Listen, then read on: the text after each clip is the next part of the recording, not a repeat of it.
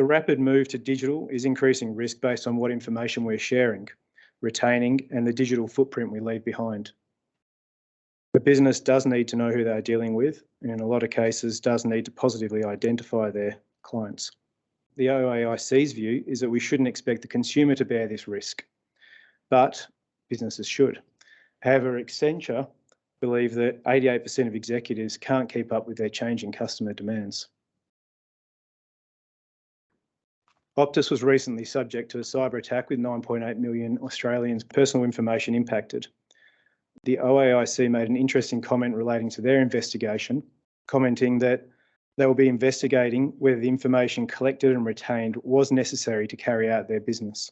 Medibank then closely followed the Optus cyber attack with 9.7 million Australians' data being impacted and about 20% of Medibank's value wiped out for its shareholders.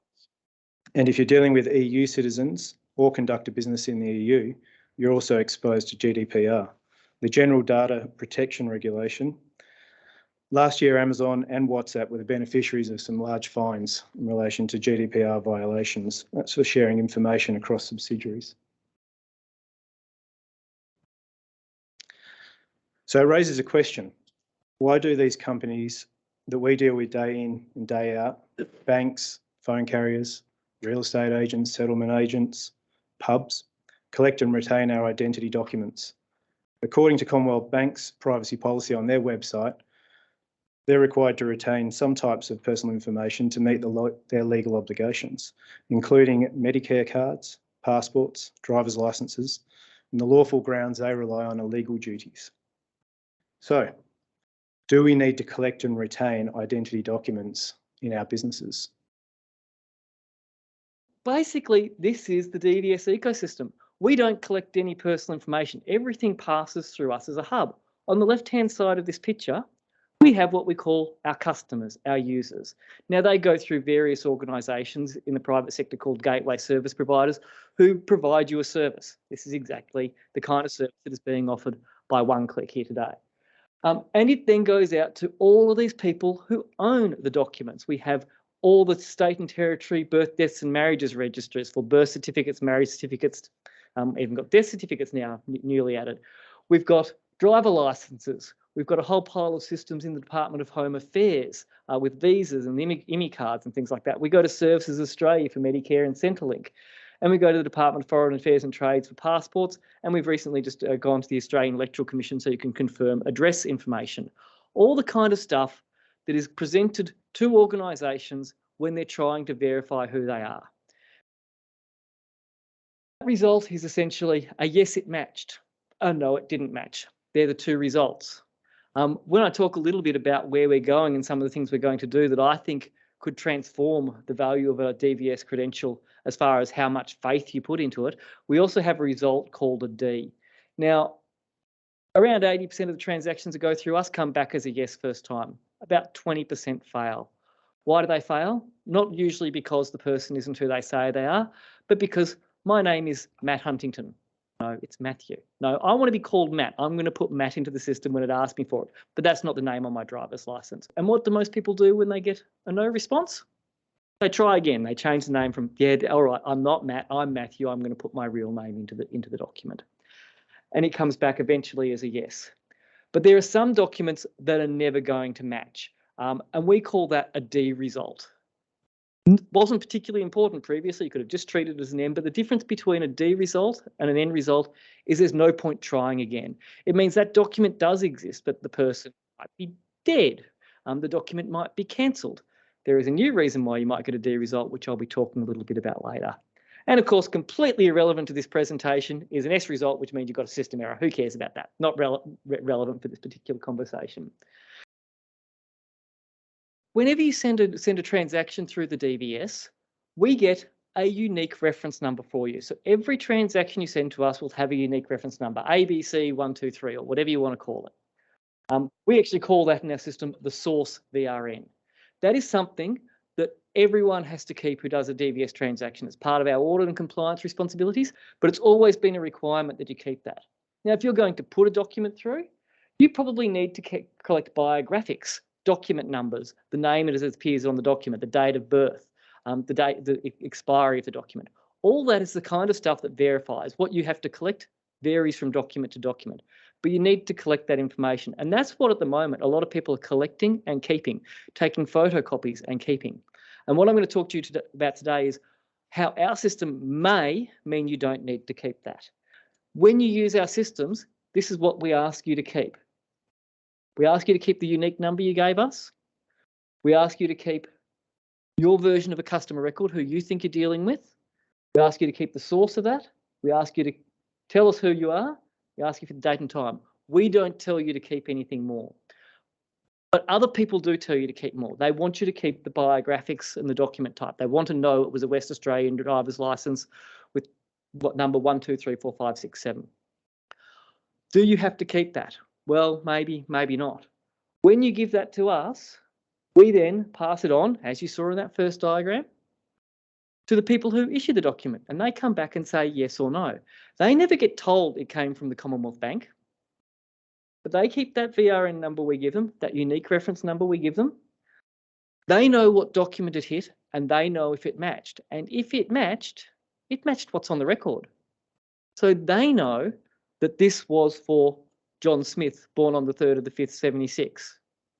You might not need to keep that unless you've got a secondary use for John Smith, born on the 3rd of the 5th, 76. Now, you probably do. John Smith is probably your customer record. Born on the 3rd of the 5th, 76 might be a supplementary question you ask when they try and call you over the phone. What was your date of birth? But I've never been asked what was the driver's license number I submitted when I call the bank and they need to verify my identity. Why are we keeping that?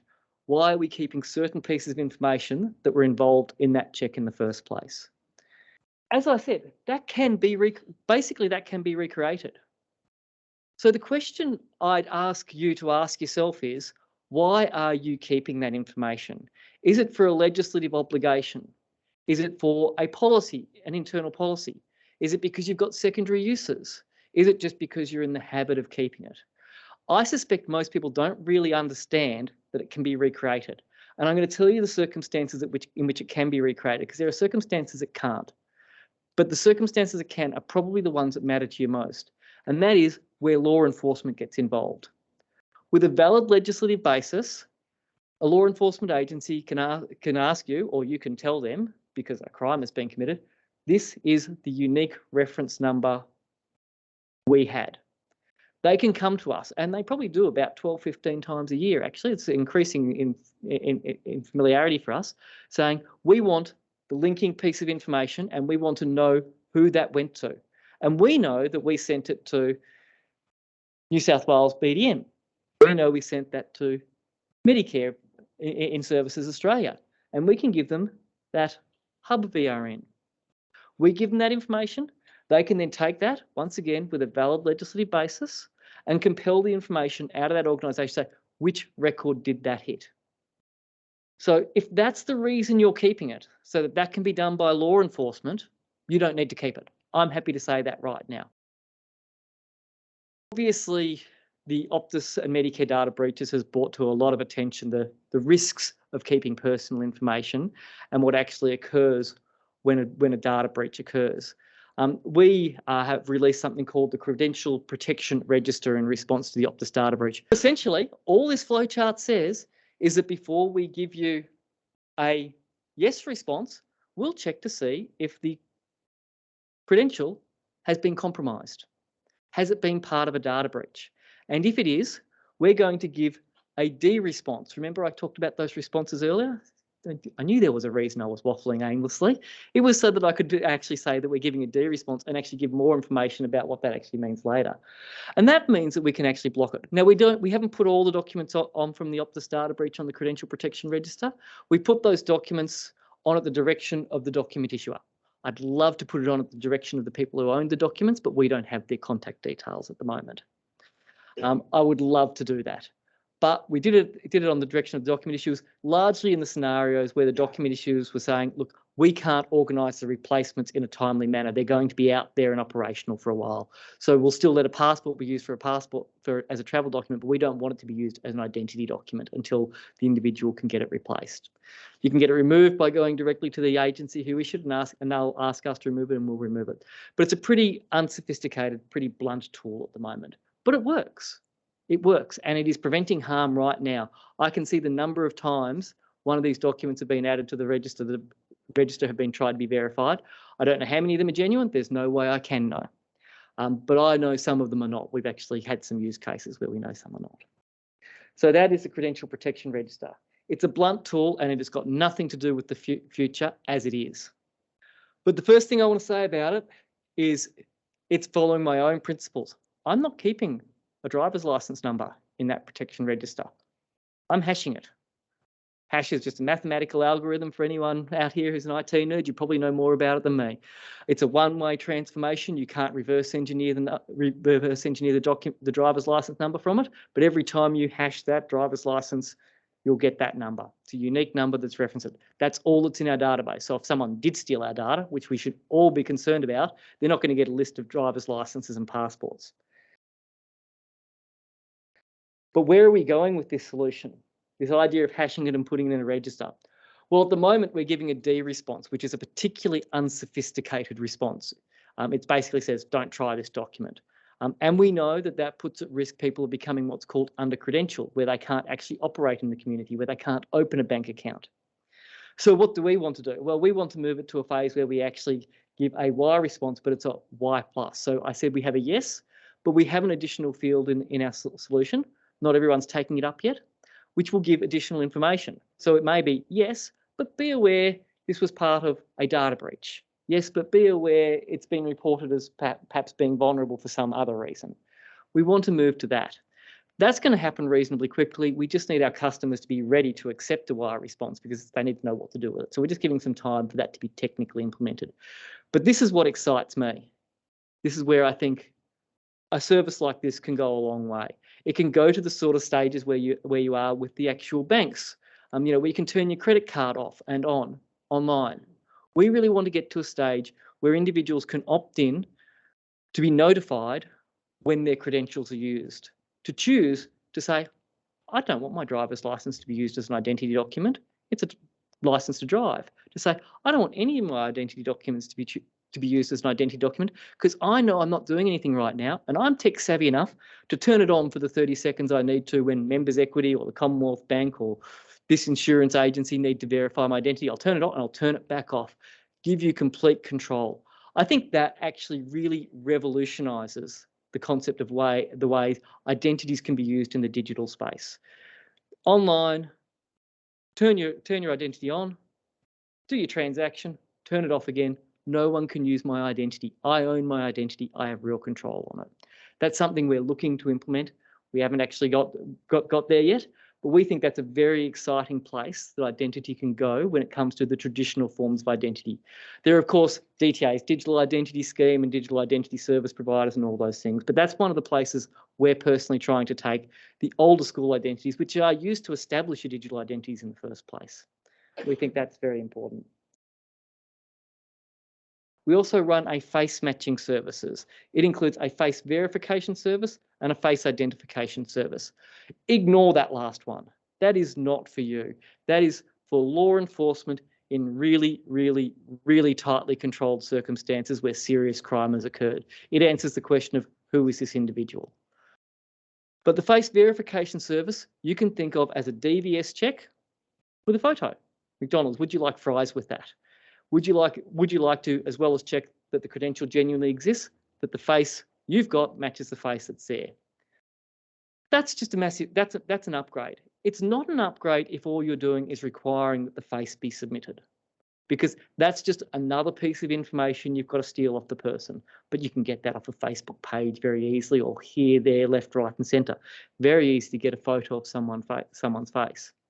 But if in the future you pair that with some form of liveness detection, making sure that that face you're capturing is there in front of you.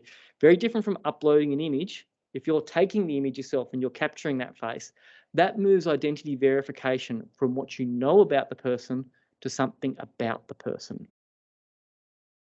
First thing that I want to start with, and I'm sorry again if I'm telling you how to suck eggs. The Privacy Act, all right, actually it states that pretty much 99% of everyone in this room or online actually is covered, all right, in financial services, okay? So a lot of questions that I get sometimes are people that want to tell me that they're not covered under the Privacy Act because their turnover is over 3 million. Well, that would be incorrect. All right, so everyone is obviously covered under that. The general data protection regulations actually reach over into Australia because of this bit here that lawyers tell me to say, due to extraterritorial effect, okay? So that's not going to stop you getting a fine if you actually breach an EU citizen, all right? Now, their fines are pretty small in comparison, obviously, to what we've set up under the legislation that got put into force in December last year. But it's 20 million euro, or 4% of global revenues. So it is something to watch out for in the future. And I think Mark highlighted as well that that's sort of basically just a minimum. And 4% can be a lot of money if you're Amazon. It's like $800 million. So that's something to be aware of. The privacy amendment, notifiable data breaches as well. That means that if you're compromised in the future and the data of your clients gets out there, you do have to notify first. All right. First person as well that you need to notify is the OAIC. Okay, because I had that question and everyone goes, where do I go, Nathan? And I'm like, look, I'll give you the definitive answer. You contact the OAIC first. The retention of documents for 7 years doesn't apply to KYC. Okay, so like Matt's saying is that you do not need to retain those copy of driver's licenses and everything else, the physical documents, okay? And that is Part 7, Section 80 to 93. Wouldn't it be great if I could just actually tell you how, obviously, get the regulators just to tell you, you don't need to retain physical identification. I did ask the OAIC to come. I did ask AUSTRAC, and I did ask the ATO. But I'm going to let Silence do the heavy lifting because this is the direct response from the ATO, and they basically blessed me to give you this information.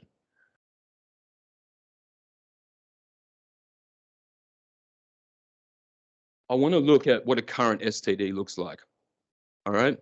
So when I say STD, STD stands for storing transmission of data. All right.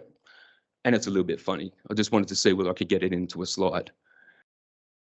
This is the current person right now in the market. Okay. You give it to data brokers, you give it to real estate agents, you give it to all these people, including the 2 bouncers that I saw last night who wanted my ID as well. It's one of those things. Why are we giving you physical documents for reasons that, in my opinion as well, but I'm only doing financial services. I'm not going to get into liquor control acts and everything else, but we'll move on from that. But this is it, all right? And if we look at this now, is that one person could be 20 times in a year that you're providing your physical documentation and transmitting it to the banks or emailing it to a financial service provider. The system's broken. So first party loss, in some cases could be ransom costs or something like that. There could be extortion if you were going to obviously extort the person online or anything like that. The cost of repairing and restoring your system or improving security. I won't name the huge data companies sort of that masquerade as an identity company, but you could Google it yourself, but it was $1.3 billion for them to fix their system after they were breached. Business interruption losses as well, because what you forget is that as a business, if I've got this storage and transmission of data problem happening in my systems, that when Matt's not going to come and knock on my door, but the guys in the red pajamas come and knock on my door, that's going to interrupt my business because I'm going to have to go fix it. And I've got the Australian Signals Directorate, the Australian Cyber Security Centre, and everyone else that I'd have to answer to as well. That's going to cost me a lot of money to go rectify my systems if I got hacked and data got breached from us. And as a financial service business, same thing. It's going to cost a lot of money to fix and repair. Reputational damage, I think, we're not obviously calling anyone out right now, but, I think we can see obviously the effect on, say, Medibank Private's, share price as well. Things like that happen, all right? And it might not affect your share price straight away, but I think we're just going to wait for another quarter and we'll see how many people obviously voted with their feet. And then the other thing that you've got as a business, so this is for general people, yeah, for everyone, I suppose. So I'm trying to make this quite general. Some of those might not actually matter to you on some of those points. But the other one, though, is if you are a big body corporate, you've got liabilities and negligence for failing to properly protect your client's information that you could be up for. Mark, I think, touched on that, is that, the amendment that just went through. Now, I've already spoken to a few lawyers. It's always fun. And some are interpreting that wrong. They're interpreting it as, a maximum of $50 million. No. That's your minimum target, all right, is what they can apply, all right? Because there's actually two other calculations that they can do underneath it that will then increase it to be in line with, trying to keep up with AUSTRAC, I think. Obviously, they're going to see whether they can get better than $1.3 billion for a data breach.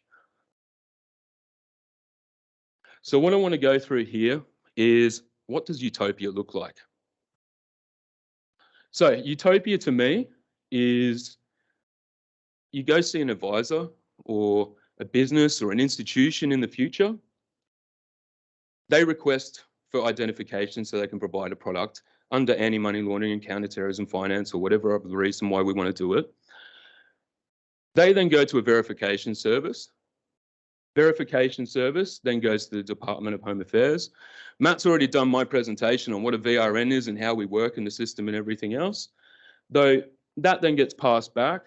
What we do then is obviously get express consent once again from the client to transfer the data or the VRN. So the client is aware of where their information is going until Matt obviously gives me the service so I can actually do notify and control. And then everyone's going to have obviously control over their IDs, which is going to be amazing in the future. Under the consumer data rights, all right, we all own our ID, not the institutions, no one should have my identity, all right, except for me, all right? And I should always be able to access and know where my information's going, which is where phase 3 is for the Department of Home Affairs, and phase 3 of my product will be moving as well. Where to from here? Future's not written. I think we need to transition over the next 3 years. All 4, I know what it's like working in large banking organizations which struggle to obviously sometimes adapt and all this. It does take time. We have to find where we've gone and put all this data. All right, but if we made it now where we drew a line in the sand and started moving towards this, so the next time a client needs to re-verify, use a verification service. All right, don't hold or retain that data in the future. Start practicing those hygienes and transition across into Utopia. So if there is ever a breach, and again, the only person that knows your document ID numbers is the government. It shouldn't even be a verification service, all right? Though saying that, there are other people in the room that I'm working with and transitioning across, is I understand that you have to transition. So I think you need to go and find a verification company that can help you transition.